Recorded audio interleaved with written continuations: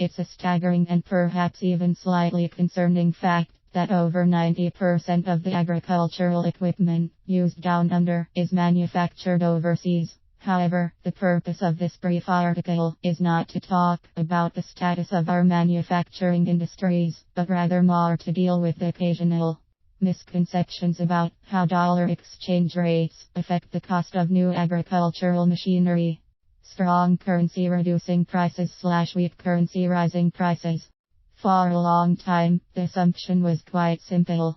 If our dollar was low, then the price of agricultural machinery went up. Conversely, if it was relatively strong, then prices fell. That sounds intuitively right, and to some extent, there is some mathematical basis for it, but things just aren't as simple as that. Here are a few things to consider as to why you can't always draw a direct line between currency rates and the price of your agricultural machinery. 1. Currencies can fluctuate a lot over relatively short periods of time. If there were a direct responsive link, the prices at retail outlets would be constantly going up and down like a yo-yo. 2. Currency fluctuations are a nightmare for major businesses, including those associated with the manufacture and supply of agricultural equipment.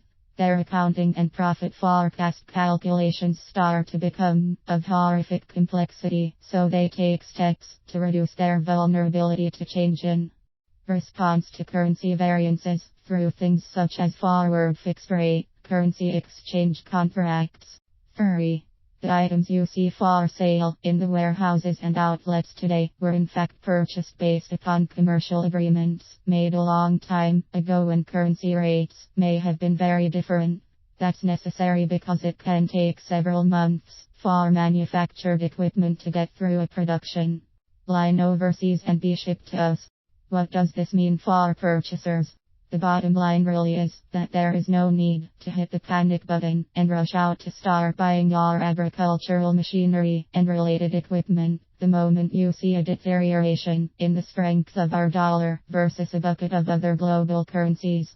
By and large, these variations in pricing have been smoothed out by some of the various strategies touched on above. Exceptions. Now there is one exception to this, and that arises from the prospect of a long-term systematic change in the strength of one currency versus another. In those situations, the ongoing effects start to push economics notably in one given direction, and that can have a very significant effect on prices, one way or another, over the medium to long term. So for example, if we saw a long-lasting and steady decline in the value of our dollar, then you might expect that to feed through into higher prices for our agricultural equipment, plus everything else we import, of course. It's worth bearing in mind though that the reverse could also be true.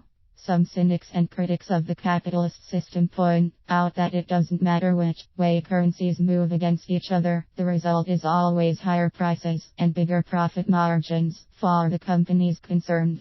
Whether you believe that must of course be a matter of personal choice, but for the majority of ordinary farmers, short-term currency fluctuations in the marketplace should not have a significant effect on the pricing of agricultural machinery.